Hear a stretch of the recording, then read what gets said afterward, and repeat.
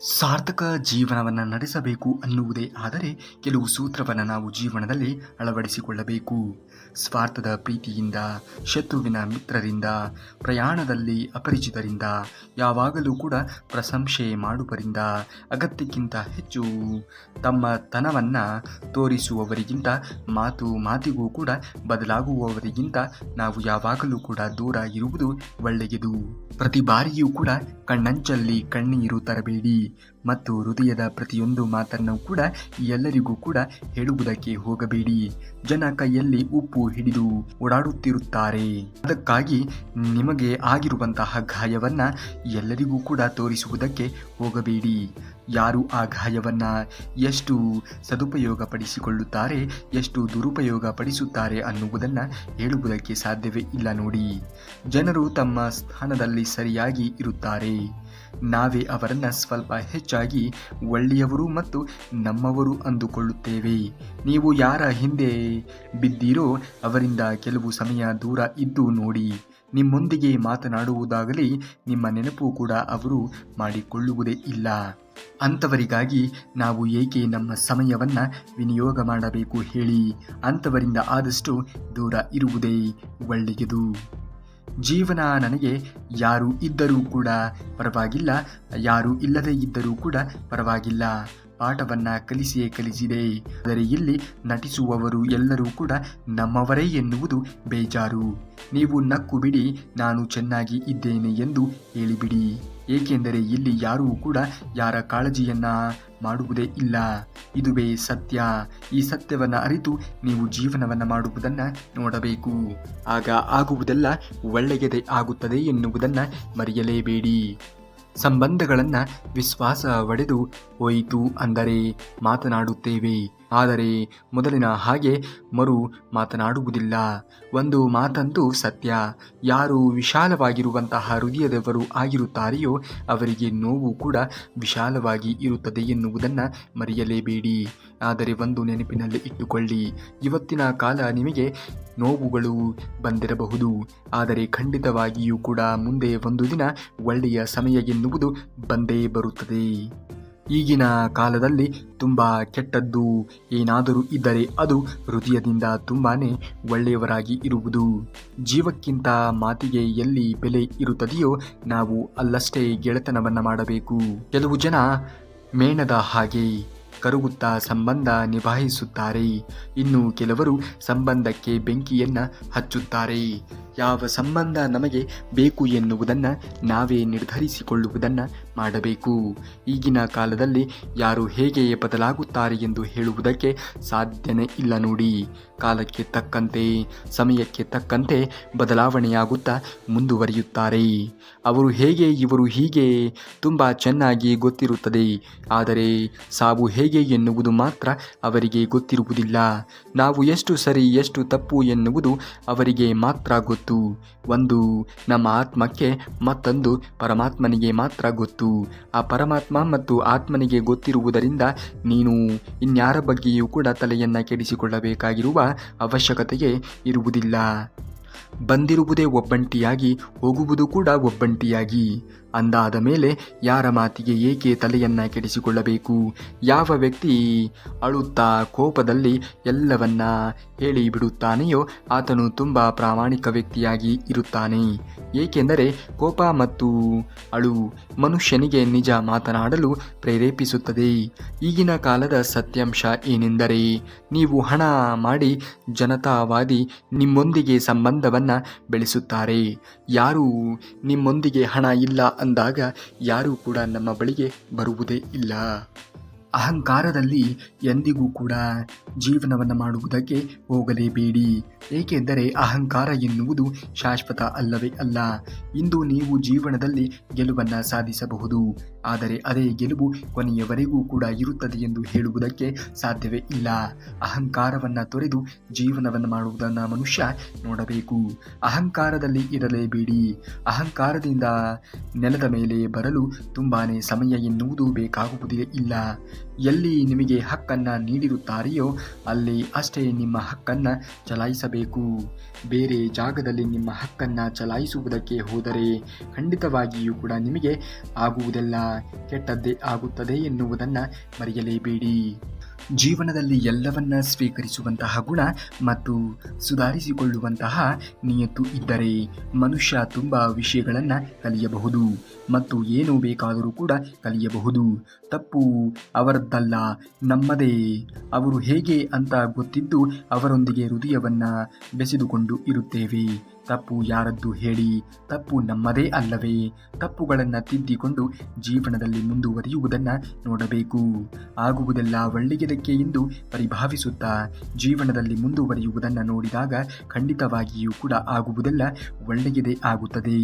ಮನಸ್ಸಿನಲ್ಲಿ ತುಂಬ ಏನಾದರೂ ಹೇಳಿಕೊಳ್ಳುವುದು ಇದ್ದಾಗ ಸಾಮಾನ್ಯವಾಗಿ ಮನುಷ್ಯನು ಮೌನವಾಗಿ ಬಿಡುತ್ತಾನೆ. ಸಮಯ ಮತ್ತು ನಮ್ಮವರು ಒಮ್ಮೆಲೆ ಗಾಯ ಮಾಡಿದಾಗ ಮನುಷ್ಯ ಹೊರಗಿನಿಂದ ಅಲ್ಲ, ಒಳಗಿನಿಂದ ದೂರವಾಗಿ ಬಿಡುತ್ತಾನೆ. ಜೀವನದಲ್ಲಿ ಯಾರು ನಿಮ್ಮನ್ನು ಅರಿತುಕೊಂಡು ಇರುತ್ತಾರೆಯೋ, ಯಾರು ನಿಮ್ಮನ್ನು ಹಚ್ಚಿಕೊಂಡು ಇರುತ್ತಾರೆಯೋ ಅಂಥವರನ್ನು ಎಂದಿಗೂ ಕೂಡ ದೂರ ತಳ್ಳುವುದಕ್ಕೆ ಹೋಗಲೇಬೇಡಿ.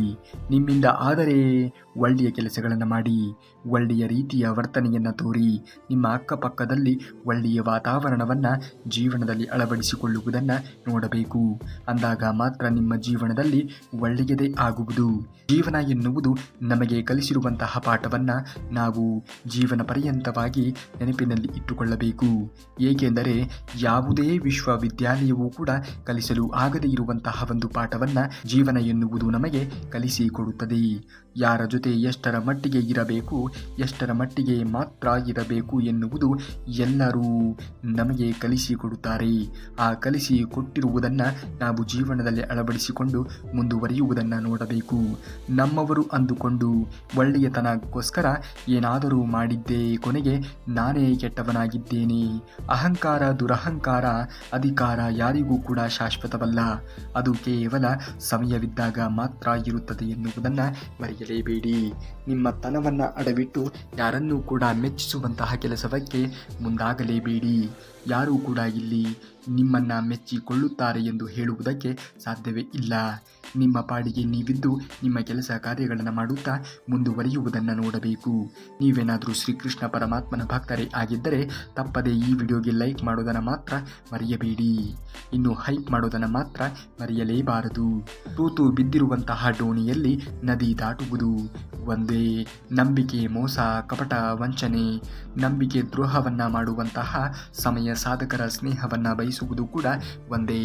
ಯಾರು ನಿಮಗೆ ಬೇಕು, ಯಾರು ನಿಮಗೆ ಬೇಡ ಎನ್ನುವುದನ್ನು ನೀವು ಅರಿಯಲೇಬೇಕು. ಏಕೆಂದರೆ ಇಲ್ಲಿ ಯಾರು ಕೂಡ ಒಂದೇ ರೀತಿಯಾಗಿ ಇರುತ್ತಾರೆ ಎಂದು ಹೇಳುವುದಕ್ಕೆ ಸಾಧ್ಯವೇ ಇಲ್ಲ. ನೋಡಿ, ನಿಮ್ಮಿಂದಲೇ ಈಜನ್ನು ಕಲಿತಿರುವಂತಹ ಕೆಲವರು ನಮ್ಮನ್ನೇ ಮುಳುಗಿಸಲು ಪ್ರಯತ್ನವನ್ನು ಪಡುತ್ತಿರುತ್ತಾರೆ. ಈ ಪ್ರಪಂಚದಲ್ಲಿ ಎಲ್ಲರಿಗಿಂತ ಧನವಂತ ಯಾರು ಗೊತ್ತಾ? ಭಗವಂತ. ಕೊಟ್ಟಿರುವುದರಲ್ಲಿ ಸಂತೃಪ್ತಿಯನ್ನು ಪಡೆದುಕೊಳ್ಳುವುದು. ನೀರು ಇಲ್ಲದ ಬಾವಿ, ದುಡ್ಡು ಇಲ್ಲದ ಮನುಷ್ಯ ಎರಡೂ ಒಂದೇ ರೀತಿ. ಯಾರು ಹತ್ತಿರ ಬರುವುದಿಲ್ಲ. ಹಾಗಾಗಿ ನಾವು ದುಡ್ಡನ್ನು ಮಾಡಬೇಕಾಗಿರುವುದು ಇಂದಿನ ಕಾಲದಲ್ಲಿ ಪ್ರಸ್ತುತವಾಗಿ ಇದೆ. ಜೀವನದಲ್ಲಿ ನಾವು ಎಂಥವರೊಂದಿಗೆ ಎಂಥವರ ಪ್ರೀತಿ ವಿಶ್ವಾಸವನ್ನು ಗಳಿಸುತ್ತೇವೆ, ಎಂಥವರ ಸಂಬಂಧವನ್ನು ಗಳಿಸುತ್ತೇವೆ ಎನ್ನುವುದು ತುಂಬಾ ಮುಖ್ಯವಾಗಿ ಇರುವಂಥದ್ದು. ನಾವು ಕಷ್ಟದಲ್ಲಿ ಇದ್ದಾಗ ನಮಗೆ ಆಶ್ರಯ ಆಗಿರುವಂಥವರನ್ನು ಎಂದಿಗೂ ಕೂಡ ನಾವು ಜೀವನದಲ್ಲಿ ಮರೆಯುವುದಕ್ಕೆ ಹೋಗಲೇಬಾರದು. ಕೋಪದಲ್ಲಿ ಮನೆ ಬಾಗಿಲು ಮುಚ್ಚಬಹುದು, ಮನಸ್ಸಿನ ಬಾಗಿಲು ಮುಚ್ಚಲಾಗುವುದೇ ಇಲ್ಲ. ಕೋಪ ಕ್ಷಣಿಕ, ಪ್ರೀತಿ ಶಾಶ್ವತ. ದುಡ್ಡು ಇದೆ ಅಂತ ದುಡುಕಬೇಡಿ. ದುಡ್ಡು ಮರ್ಯಾದೆಗಿಂತ ದೊಡ್ಡದ್ದಲ್ಲ.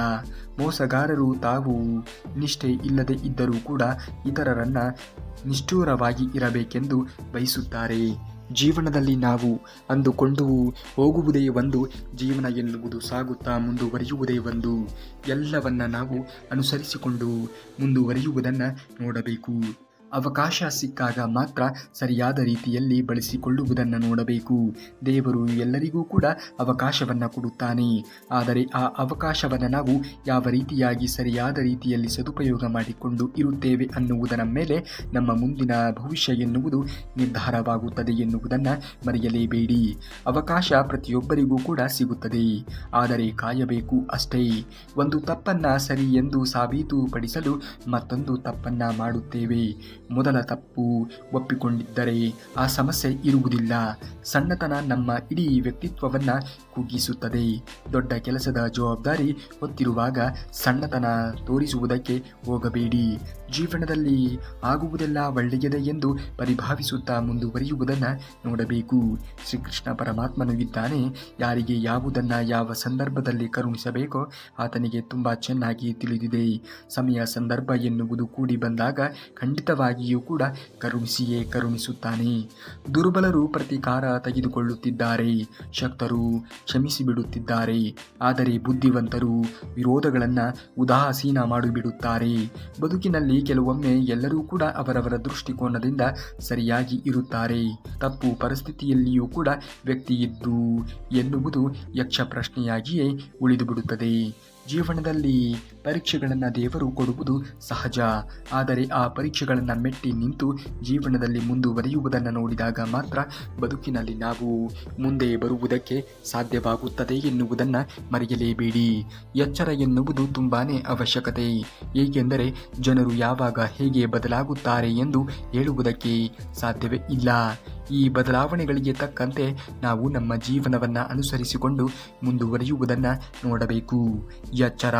ಎಲ್ಲರೂ ಅಲ್ಲ, ಕೆಲವರು ಮಾತ್ರ ಹೀಗೆ. ಜಾಗ ಬದಲಾದ ತಕ್ಷಣ ಮುಖವಾಡವೂ ಕೂಡ ಬದಲಾವಣೆ ಆಗುತ್ತದೆ. ಒಬ್ಬರನ್ನು ನಂಬಿ ನಾವು ಹೇಗಿರುತ್ತೇವೆ ಅಂದರೆ ಇನ್ನೊಬ್ಬರು ತಮ್ಮ ಬೇಳೆ ಬೇಯಿಸಿಕೊಳ್ಳಲು ಹುಡುಕಿ ನಮ್ಮ ಹತ್ತಿರ ಬಂದಾಗ ನಾವೇ ಬೇಳೆ ಹಚ್ಚಿ ಅವರ ಬೇಳೆ ಬೇಯಿಸಿ ಕಳಿಸಿ ಆಮೇಲೆ ನಮಗೆ ಅರಿವಾಗುವುದು ನಾವು ಬೇಯಿಸಿದ ಬೇಳೆ ಕಾಳು ನಮ್ಮದಲ್ಲ ಅವರದ್ದು ಅಂತ. ಜೀವನದಲ್ಲಿ ಕೆಲವೊಮ್ಮೆ ಎಲ್ಲರೂ ಕೂಡ ಬರುವುದಿಲ್ಲ. ಆದರೆ ಕೆಲವು ವೇಳೆ ಕೆಲವರು ಮಾತ್ರ ಬರುತ್ತಾರೆ. ನಮ್ಮಿಂದ ಅವರಿಗೆ ಕೆಲಸವಾಗಬೇಕು ಅಂದಾಗ ಮಾತ್ರ ನಮ್ಮನ್ನು ಮಾತನಾಡಿಸುತ್ತಾರೆ. ಅಂಥವರನ್ನು ಖಂಡಿತವಾಗಿಯೂ ಕೂಡ ನೀವು ಜೀವನದಲ್ಲಿ ಒಪ್ಪಿಕೊಳ್ಳುವುದಕ್ಕೆ ಹೋಗಲೇಬೇಡಿ. ಅವರೊಂದಿಗೆ ಮಾತನಾಡುವುದಕ್ಕೂ ಕೂಡ ಹೋಗಲೇಬೇಡಿ. ಬಹುತೇಕ ಸಂಬಂಧಗಳು ಹಾಳಾಗುವುದು ಒಡೆದಾಡುವುದರಿಂದ ಅಲ್ಲ, ಬೆನ್ನ ಹಿಂದೆ ಮಾತನಾಡುವುದರಿಂದ. ಬದುಕು ಕಣ್ಣ ಮುಚ್ಚಾಲೆ ಆಟ ಇದ್ದಂತೆ. ಕಷ್ಟದಲ್ಲಿ ಸಂಬಂಧಗಳನ್ನು ನಾವೇ ಹುಡುಕಿಕೊಂಡು ಹೋದರೂ ಕೂಡ ಕಾಣದಂತೆ ಅವಿತುಕೊಳ್ಳುತ್ತವೆ. ಜೀವನವನ್ನು ನಾವು ಮುಂದುವರಿಸಿಕೊಂಡು ಹೋಗಬೇಕು ಅನ್ನುವುದೇ ಆದರೆ ಆ ಜೀವನವನ್ನು ಯಾವ ರೀತಿಯಾಗಿ ಮುಂದುವರಿಸಿಕೊಂಡು ಹೋಗಬೇಕು ಎನ್ನುವುದನ್ನು ಕೂಡ ನಾವು ಕಲಿಯಲೇಬೇಕು. ಕಣ್ಣ ಮುಂದಿನ ಅವಕಾಶ ಕಡೆಗಣಿಸಿ ಸಿಗದ ಅವಕಾಶಕ್ಕಾಗಿ ಕಾದಾಗಲೇ ತಿಳಿದಿದ್ದು ಕಡೆಗಣಿಸಿದ ಅವಕಾಶವು ಅಮೂಲ್ಯವಾದದ್ದು ಎಂದು. ನೀತಿ ಪಾಠ ಹೇಳುವವರೆಲ್ಲರೂ ಕೂಡ ಊಟ ಹಾಕುವುದೇ ಇಲ್ಲ. ಹಸಿದವನಿಗೆ ಆದರ್ಶಗಳು ಉಪಯೋಗಕ್ಕೆ ಬರುವುದೇ ಇಲ್ಲ. ಜೀವನದಲ್ಲಿ ನಾವು ಖಂಡಿತವಾಗಿಯೂ ಕೂಡ ಬೆಳೆಯುತ್ತೇವೆ ಅನ್ನುವಂತಹ ಆತ್ಮವಿಶ್ವಾಸ ಇದ್ದಾಗ ಆ ವಿಶ್ವಾಸಕ್ಕೆ ತಕ್ಕಂತೆ ಪ್ರಯತ್ನವನ್ನು ಪಡುವುದನ್ನು ಕಲಿತಾಗ ಜೀವನದಲ್ಲಿ ನಾವು ಖಂಡಿತವಾಗಿಯೂ ಕೂಡ ಮುಂದೆ ಬಂದೇ ಬರುತ್ತೇವೆ. ಸಮಯವಿಲ್ಲವೆಂದು ನಿಮ್ಮನ್ನು ತಿರಸ್ಕರಿಸಿದವರು ಮುಂದೊಂದು ದಿನ ನಿಮ್ಮ ಸಮಯಕ್ಕಾಗಿ ಕಾದು ಕೂರುವಂತೆ ಬದಲಾಗಿ. ಯಾರನ್ನೂ ಕೂಡ ಬಲವಂತವಾಗಿ ಮಾತನಾಡಿಸುವುದಕ್ಕೆ ಹೋಗಬಾರದು. ತುಂಬ ಕೀಳಾಗಿ ನೋಡುತ್ತಾರೆ. ಎಲ್ಲಗಳ ನಡುವೆ ಇದೆ ಎಂಬ ಭರವಸೆ ಭಾವನೆಯೊಂದಿಗೆ ಬದುಕುತ್ತಾ ಮುಂದುವರಿಯುವುದನ್ನು ನೋಡಬೇಕು. ಇಲ್ಲದರ ಬಗ್ಗೆ ಯೋಚನೆಗಳನ್ನು ಮಾಡುವುದಕ್ಕೆ ಹೋಗಲೇಬಾರದು. ಏನು ಇರುತ್ತದೆಯೋ ಅದನ್ನು ಒಪ್ಪಿಕೊಂಡು ಜೀವನದಲ್ಲಿ ಮುಂದುವರಿಯುವುದನ್ನು ನಾವು ನೋಡಬೇಕು. ಅಂದಾಗ ಮಾತ್ರ ಬದುಕಿನಲ್ಲಿ ನಾವು ಮುಂದೆ ಬರುವುದಕ್ಕೆ ಸಾಧ್ಯವಾಗುತ್ತದೆ. ನಮಗೆ ತಮ್ಮ ಮಾತುಗಳಿಗೆ ಬೆಲೆ ಇಲ್ಲ ಅಂತ ತಿಳಿದಾಗ ನಾವು ಅವರಿಗೆ ಎಷ್ಟು ದೂರದಲ್ಲಿ ಇರುತ್ತೇವೆಯೋ ಅಷ್ಟು ಒಳ್ಳೆಯದು. ಕೋಪ ಕೊಟ್ಟರೆ ಕೋಪ ಹಿಂತಿರುಗಿ ಸಿಗುತ್ತದೆ. ಅವಮಾನ ಮಾಡಿದರೆ ಅವಮಾನವೇ ಸಿಗುತ್ತದೆ. ಭಯ ಪಡಿಸಿದರೆ ನಮಗೆ ಭಯವೇ ಸಿಗುವುದು. ಪ್ರೀತಿ ಕೊಟ್ಟರೆ ಪ್ರೀತಿ ಸಿಗುತ್ತದೆ. ಸ್ನೇಹವನ್ನು ಕೊಟ್ಟರೆ ಸ್ನೇಹವೇ ನಮಗೆ ಸಿಗುತ್ತದೆ. ಯಾವುದನ್ನು ಕೊಡುತ್ತೀರಾ, ಯಾವುದನ್ನು ಒಪ್ಪಿಕೊಳ್ಳುತ್ತೀರಾ, ಯಾವುದನ್ನು ಬಿಟ್ಟು ಕೊಡುತ್ತೀರಾ ಎನ್ನುವುದು ನಿಮಗೆ ಬಿಟ್ಟಿರುವಂತಹ ವಿಚಾರ. ಈ ಜೀವನವನ್ನು ನಾವು ಸರಿಯಾದ ರೀತಿಯಲ್ಲಿ ನಿರ್ವಹಿಸಿಕೊಂಡು ಹೋಗುವುದನ್ನು ಕಲಿತಾಗ ಮಾತ್ರ ಜೀವನವನ್ನು ಸರಿಯಾದ ರೀತಿಯಲ್ಲಿ ನಾವು ಜೀವಿಸಿದಂತೆ ಆಗುವುದು. ಕಷ್ಟಕಾಲದಲ್ಲಿ ಸಹಾಯ ಮಾಡಿದವರನ್ನು ಎಂದಿಗೂ ಕೂಡ ಮರೆಯಲೇಬೇಡಿ. ಕೆಲವರಿಗೆ ಒಳ್ಳೆಯದು ಹಿಂತಿರುಗಿ ಸ್ವಲ್ಪ ಸಮಯ ಎನ್ನುವುದು ಬೇಕಾಗಬಹುದು.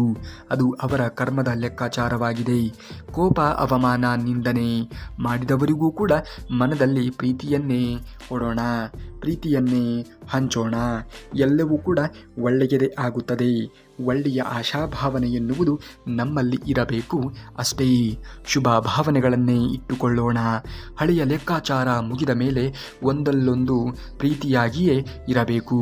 ಇದಕ್ಕಾಗಿ ತಾಳ್ಮೆ ಎನ್ನುವುದು ನಮಗೆ ಬೇಕಾಗುತ್ತದೆ ಅಷ್ಟೇ. ಒಟ್ಟಿನಲ್ಲಿ ನಾವು ಏನು ಕೊಡುತ್ತೇವೆಯೋ ಅದೇ ಸಿಗುತ್ತದೆ. ಪ್ರೀತಿಯಿಂದ ಮಾತ್ರ ಮರುಭೂಮಿಯಲ್ಲಿ ಹೂವು ಅರಳುವುದು. ಇದನ್ನು ಎಂದಿಗೂ ಕೂಡ ಜೀವನದಲ್ಲಿ ಮರೆಯುವುದಕ್ಕೆ ಹೋಗಲೇಬೇಡಿ. ಖಂಡಿತವಾಗಿಯೂ ಕೂಡ ಆಗುವುದೆಲ್ಲ ಒಳ್ಳೆಯದೇ ಆಗುತ್ತದೆ. ಶ್ರೀಕೃಷ್ಣ ಪರಮಾತ್ಮನನ್ನು ನಂಬಿ ಜೀವನದಲ್ಲಿ ಮುಂದುವರಿಯುವುದನ್ನು ನೋಡಿ, ಎಲ್ಲವೂ ಕೂಡ ಒಳ್ಳೆಯದೇ ಆಗುತ್ತದೆ. ಕ್ಷಮೆ ಕೇಳುವವರು ಯಾವಾಗಲೂ ಕೂಡ ತಪ್ಪಾಗಿ ಇರುವುದಿಲ್ಲ. ಸಂಬಂಧ ಉಳಿಸಲು ಕೆಲವರು ತಲೆಬಾಗುತ್ತಾರೆ. ಕೆಲವೊಮ್ಮೆ ಕೆಟ್ಟ ಕರ್ಮಗಳಿಗೆ ಅಷ್ಟೇ ಅಲ್ಲ, ಅಳತೆ ಮೀರಿರುವಂತಹ ಒಳ್ಳೆಯತನಕ್ಕೂ ಕೂಡ ನಾವು ಶಿಕ್ಷೆಯನ್ನು ಅನುಭವಿಸಬೇಕಾಗುತ್ತದೆ. ಆ ಶಿಕ್ಷೆ ಎನ್ನುವುದು ಜೀವನವನ್ನು ನಮಗೆ ಹೇಗೆ ಎಲ್ಲಿ ಬದುಕಬೇಕು ಎನ್ನುವುದನ್ನು ಕಲಿಸಿಕೊಡುತ್ತದೆ. ಜೀವನವನ್ನು ಸರಿಯಾದ ರೀತಿಯಲ್ಲಿ ನಿರ್ವಹಿಸಿಕೊಂಡು ಹೋಗುವುದನ್ನು ಕಲಿಯಬೇಕು. ಬಲವಂತವಾಗಿ ಯಾರನ್ನೂ ಕೂಡ ನಿಮ್ಮ ಜೀವನದಲ್ಲಿ ಉಳಿಸಿಕೊಳ್ಳಲು ಪ್ರಯತ್ನವನ್ನು ಪಡಬೇಡಿ. ಇಷ್ಟ ಇದ್ದವರು ಅದೆಷ್ಟೇ ಕಷ್ಟ ನೋವು ಬಂದರೂ ಕೂಡ ನಿಮ್ಮ ಜೊತೆಗೆ ಇರುತ್ತಾರೆ. ಇಷ್ಟ ಇಲ್ಲದೆ ಇರುವವರು ಅವರ ಅನುಕೂಲಕ್ಕೆ ತಕ್ಕಂತೆ ಸುಳ್ಳು ಹೇಳಿ ದೂರವೇ ಹೋಗಿಬಿಡುತ್ತಾರೆ. ಎಷ್ಟೇ ಪ್ರಯತ್ನ ಪಟ್ಟರೂ ಕೂಡ ಕೆಲವರಿಗೆ ನಿಮ್ಮ ಭಾವನೆಗಳು ಯಾವತ್ತಿಗೂ ಕೂಡ ಅರ್ಥವಾಗುವುದೇ ಇಲ್ಲ. ಜೀವನದಲ್ಲಿ ನಾವು ಹೇಗೆ ಬದುಕಬೇಕು, ಹೇಗೆ ಬದುಕಿ ಬಾಳಬೇಕು ಎನ್ನುವುದನ್ನು ಕಲಿಯಲೇಬೇಕು. ಅಂದಾಗ ಮಾತ್ರ ಬದುಕಿನಲ್ಲಿ ನಾವು ಮುಂದೆ ಬರುವುದಕ್ಕೆ ಸಾಧ್ಯವಾಗುತ್ತದೆ. ಸಮಯ ಸಂದರ್ಭಕ್ಕೆ ಅನುಗುಣವಾಗಿ ನಮ್ಮ ಜೀವನ ರೂಪರೇಷೆಗಳನ್ನು ಕೂಡ ನಾವು ಬದಲಿಸಿಕೊಳ್ಳಬೇಕಾಗುತ್ತದೆ. ಇಲ್ಲವೆಂದರೆ ಇಂದಿನ ಕಾಲದಲ್ಲಿ ನಾವು ಜೀವನವನ್ನು ನಡೆಸಬೇಕಾಗಿರುವುದು ತುಂಬಾ ಕಷ್ಟಕರ ಎನ್ನುವುದನ್ನು ಅರಿತು ಜೀವನವನ್ನು ಮಾಡಬೇಕು. ಕೈಲಾದ ಶತ್ರುವಿನ ಕೊನೆಯ ಆಯುಧವೇ ಅಪಪ್ರಚಾರವನ್ನು ಮಾಡುವುದು, ಹಾರೈಸುವುದು. ಒಳಗಡೆ ಶಾಪ ಕೊಡುವುದು, ಹೊರಗಡೆ ಪ್ರೀತಿಯನ್ನು ಕೊಡುವುದು. ಒಳಗಡೆ ದ್ವೇಷವನ್ನು ಹರಡುವುದು ಮಾನವ ತತ್ವ, ಒಳಗಡೆ ರಾಕ್ಷಸ ತತ್ವ. ಹೊರಗಡೆ ನಿಯತ್ತಾಗಿ ಇರುವುದು, ಒಳಗಡೆ ನಂಬಿಕೆ ದ್ರೋಹವನ್ನು ಮಾಡುವುದು. ಇದು ಇಂದಿನ ಜನರ ನೈಜ ಜೀವನ ಶೈಲಿಯಾಗಿದೆ. ಯಾರೊಂದಿಗೆ ಹೇಗೆ ನಾವು ಬದುಕಬೇಕು ಎನ್ನುವುದನ್ನು ಮೊದಲು ಅರಿಯಬೇಕು. ಈ ಅರಿವು ಎನ್ನುವುದು ನಮ್ಮಲ್ಲಿ ಮೂಡಿದಾಗ ಮಾತ್ರ ಈ ಜೀವನವನ್ನು ನಾವು ಸರಿಯಾದ ರೀತಿಯಲ್ಲಿ ನಿರ್ವಹಿಸುವುದಕ್ಕೆ ಸಾಧ್ಯವಾದೀತು ಎನ್ನುವುದನ್ನು ಮರೆಯಲೇಬೇಡಿ. ಜೀವನ ಎನ್ನುವುದೇ ಹಾಗೆ ಅನಿರೀಕ್ಷಿತವಾಗಿರುವಂತಹ ತಿರುಳನ್ನು ನಮ್ಮ ಜೀವನದಲ್ಲಿ ತಂದು ಒಡ್ಡುತ್ತದೆ. ಯಾವ ವ್ಯಕ್ತಿ ಸ್ಪಷ್ಟವಾಗಿ ಸ್ವಚ್ಛವಾಗಿ ನೇರವಾಗಿ ಮಾತನಾಡುತ್ತಾ ಇರುತ್ತಾನೆಯೋ ಆತನ ಮಾತುಗಳು ತೀವ್ರವಾಗಿ ಹರಿತವಾಗಿ ಅಥವಾ ಕಠೋರವಾಗಿಯೂ ಕೂಡ ಇರಬಹುದು. ಆದರೆ ಆತನ ಮನಸ್ಸಿನಲ್ಲಿ ಯಾವುದೇ ರೀತಿಯಾಗಿರುವಂತಹ ಮೋಸ ಎನ್ನುವುದು ಇರುವುದಿಲ್ಲ. ಯಾವುದೇ ರೀತಿಯಾಗಿರುವಂತಹ ಕಪಟತನ ಎನ್ನುವುದು ಇರುವುದಿಲ್ಲ. ಯಾವುದೇ ರೀತಿಯಾಗಿಯೂ ಕೂಡ ಇನ್ನೊಬ್ಬರನ್ನ ಮೋಸಗೊಳಿಸಬೇಕು ಎನ್ನುವಂತಹ ತಾತ್ಸಾರದ ಭಾವನೆ ಎನ್ನುವುದು ಇರುವುದೇ ಇಲ್ಲ. ಒಳ್ಳೆಯ ಮನುಷ್ಯ ಎಂದಿಗೂ ಕೂಡ ಸ್ವಾರ್ಥಿ ಆಗಿ ಇರುವುದೇ ಇಲ್ಲ. ಆದರೆ ಅವನಿಗೆ ಯಾವಾಗ ಬೇರೊಬ್ಬರ ಯೋಗ್ಯತೆ ಎನ್ನುವುದು ತಿಳಿಯುತ್ತದೆಯೋ ಆಗ ಅವನು ತನ್ನ ಜೀವನದಲ್ಲಿ ಮೌನವಾಗಿ ಅವರಿಂದ ಹಿಂದೆ ಸರಿದು ಹೋಗುತ್ತಾನೆ ಅಷ್ಟೇ. ಬದುಕಿನಲ್ಲಿ ನಿರೀಕ್ಷೆಗಳು ಬಂದಾಗ ಮನುಷ್ಯ ತಾನಾಗಿಯೇ ಬದಲಾವಣೆಯನ್ನು ಕಾಣುತ್ತಾನೆ. ನಿರೀಕ್ಷೆ ಎನ್ನುವುದು ಯಾವಾಗ ಯಾರ ಮೇಲೆ ಎಷ್ಟರ ಪ್ರಮಾಣದಲ್ಲಿ ನಾವು ಇಡುತ್ತೇವೆ ಎನ್ನುವುದು ತುಂಬಾ ಮುಖ್ಯವಾಗಿ ಇರುವಂಥದ್ದು. ನಿರೀಕ್ಷೆ ಎನ್ನುವುದು ಯಾರ ಮೇಲೆಯೂ ಕೂಡ ಇಡುವುದಕ್ಕೆ ಹೋಗಲೇಬೇಡಿ. ನಮ್ಮ ನಿರೀಕ್ಷೆಗೆ ತಕ್ಕಂತೆ ಜನರು ಇಲ್ಲದೆ ಇದ್ದಾಗ ಖಂಡಿತವಾಗಿಯೂ ಕೂಡ ನಮಗೆ ನೋವು ಆಗುವುದು ಸಹಜ. ಆ ನೋವುಗಳನ್ನು ನಾವು ಮೆಟ್ಟಿ ನಡೆಯುವುದನ್ನು ಕಲಿಯಬೇಕು. ಇಲ್ಲಿ ಯಾರೂ ಕೂಡ ಮೊದಲಿನ ರೀತಿಯಲ್ಲಿ ಇರುತ್ತಾರೆ ಎಂದು ಹೇಳುವುದಕ್ಕೆ ಸಾಧ್ಯವೇ ಇಲ್ಲ. ಸಮಯ ಸಂದರ್ಭಗಳು ಬದಲಾವಣೆ ಆದಾಗ ಜನರು ಕೂಡ ಬದಲಾವಣೆ ಆಗುತ್ತಾರೆ. ಆ ಜನರ ಬದಲಾವಣೆಗಳಿಗೆ ತಕ್ಕಂತೆ ನಮ್ಮ ಜೀವನವನ್ನು ಕೂಡ ನಾವು ಬದಲಾಯಿಸಿಕೊಂಡು ಹೋಗುವುದನ್ನು ನೋಡಬೇಕು. ಬಂದಿರುವುದೇ ಒಬ್ಬಂಟಿಯಾಗಿ ನಾವು ಈ ಭೂಮಿಯನ್ನು ತೊರೆದು ಹೋಗುವುದು ಕೂಡ ಒಬ್ಬಂಟಿಯಾಗಿ. ಈ ಸತ್ಯವನ್ನು ಅರಿತು ನಾವು ಜೀವನವನ್ನು ನಿರ್ವಹಿಸಬೇಕಾಗಿರುವುದು ತುಂಬಾ ಅವಶ್ಯಕತೆ ಇದೆ. ತಪ್ಪುಗಳೇ ಆಗದೆ ಇದ್ದರೆ ಹೊಸ ಪ್ರಯತ್ನ ಪಡುತ್ತಲೇ ಇರುತ್ತಿರಲಿಲ್ಲ. ಕಣ್ಣೀರೇ ಬರದೇ ಇದ್ದರೆ ನಗುವಿನ ಆನಂದ ನಮಗೆ ತಿಳಿಯುತ್ತಲೇ ಇರುತ್ತಿರಲಿಲ್ಲ ಅಲ್ಲವೇ? ಕಷ್ಟಗಳು ಎದುರಾಗದೇ ಇದ್ದರೆ ಜೀವನದ ಮೌಲ್ಯ ಏನು ಎನ್ನುವುದು ನಮಗೆ ಅರಿವಿಗೆ ಬರುತ್ತಲೇ ಇರಲಿಲ್ಲ ಅಲ್ಲವೇ? ಹಾಗಾಗಿ ಈ ಜೀವನವನ್ನು ನಾವು ಸರಿಯಾದ ರೀತಿಯಲ್ಲಿ ನಿರ್ವಹಿಸುವುದನ್ನು ನೋಡಬೇಕು. ಸರಿಯಾದ ರೀತಿಯಲ್ಲಿ ನಾವು ಜೀವನವನ್ನು ನಿರ್ವಹಿಸುವುದನ್ನು ಕಲಿತಾಗ ಮಾತ್ರ ನಮ್ಮ ಜೀವನವನ್ನು ನಾವು ಸರಿಯಾದ ರೀತಿಯಲ್ಲಿ ಬಳಸಿಕೊಂಡಂತೆ, ಸರಿಯಾದ ರೀತಿಯಲ್ಲಿ ಜೀವಿಸಿದಂತೆ ಆಗುವುದು. ನೀವು ಕಳೆದುಕೊಂಡಿದ್ದರ ಬಗ್ಗೆ ಯೋಚಿಸಿ ದುಃಖವನ್ನು ಪಡುತ್ತಿರುವಾಗಲೇ ಭಗವಂತ ನೀವು ಕಳೆದುಕೊಂಡಿದ್ದನ್ನು ಮರೆಸಲು ಉತ್ತಮವಾದದ್ದನ್ನು ಕೊಟ್ಟೇ ಕೊಡುತ್ತಾನೆ. ತಾಳ್ಮೆ ಎನ್ನುವುದು ಇರಲಿ, ಅವನ ಮೇಲೆ ನಂಬಿಕೆ ಎನ್ನುವುದು ಇರಲಿ, ಆಗುವುದೆಲ್ಲ ಒಳ್ಳೆಯದೇ ಆಗುತ್ತದೆ. ಶ್ರೀಕೃಷ್ಣ ಪರಮಾತ್ಮನನ್ನು ನಂಬಿ ಜೀವನದಲ್ಲಿ ಮುಂದುವರಿಯುವುದನ್ನು ನೋಡಬೇಕು. ಅರಿತುಕೊಳ್ಳದ ಮನುಷ್ಯಗಳ ಮುಂದೆ ಎಷ್ಟೇ ಅರಚಿಕೊಂಡರೂ ಕೂಡ ಅದು ಪ್ರಯೋಜನಕ್ಕೆ ಬರುವುದೇ ಇಲ್ಲ. ನಮ್ಮನ್ನು ಅರಿತುಕೊಳ್ಳುವವರು ನಾವು ಮೌನವಾಗಿ ಇದ್ದರೂ ಕೂಡ ಅರಿತುಕೊಳ್ಳಬಲ್ಲರು. ತಪ್ಪು ಮಾಡಿದ ಮೇಲೆಯೂ ಕೂಡ ಅದನ್ನು ಒಪ್ಪದೇ ವಾದವನ್ನು ಮಾಡಿದರೆ ಅದು ತಪ್ಪಿನ ಮೇಲೆ ತಪ್ಪು ಮಾಡಿದಂತೆಯೇ ಆಗುವುದು. ತಪ್ಪುಗಳನ್ನು ಮಾಡಿದ ಮೇಲೆ ನೀವು ಜೀವನದಲ್ಲಿ ಮುಂದುವರಿಯುವುದನ್ನು ನೋಡಬೇಕು. ತಪ್ಪು ಮತ್ತೆ ಆಗದಂತೆ ನಿರ್ವಹಿಸಿಕೊಂಡು ಹೋಗುವುದನ್ನು ನೋಡಬೇಕು. ಸಂಬಂಧಗಳನ್ನು ಉಳಿಸಿಕೊಳ್ಳುವುದನ್ನು ನೋಡಬೇಕು. ತಪ್ಪುಗಳ ಮೇಲೆ ತಪ್ಪುಗಳನ್ನು ಮಾಡುವುದಕ್ಕೆ ಹೋಗಬೇಡಿ. ಆಗಿರುವ ತಪ್ಪುಗಳನ್ನು ಸಂಬಂಧ ಎನ್ನುವುದು ಗಟ್ಟಿಯಾಗಿ ಇರಬೇಕು ಅನ್ನುವುದೇ ಆದರೆ ಆ ತಪ್ಪುಗಳನ್ನು ಕ್ಷಮಿಸಿ ಮುಂದುವರಿಯುವುದನ್ನು ನೋಡಿ ಖಂಡಿತವಾಗಿಯೂ ಕೂಡ ಆಗುವುದೆಲ್ಲ ಒಳ್ಳೆಯದೇ ಆಗುತ್ತದೆ. ಶ್ರೀಕೃಷ್ಣ ಪರಮಾತ್ಮನ ವಚನಾಮೃತವನ್ನು ಇಲ್ಲಿಯವರೆಗೆ ಕೇಳಿದ್ದಕ್ಕಾಗಿ ಧನ್ಯವಾದಗಳನ್ನು ತಿಳಿಸುತ್ತಾ ನಾಳೆಯ ಶ್ರೀಕೃಷ್ಣ ಪರಮಾತ್ಮನ ಮತ್ತಷ್ಟು ವಚನಾಮೃತದೊಂದಿಗೆ ನಿಮ್ಮ ಮುಂದೆ ಬರುವವರೆಗೆ ಧನ್ಯವಾದ. ಕರುನಾಡಿಗೆ.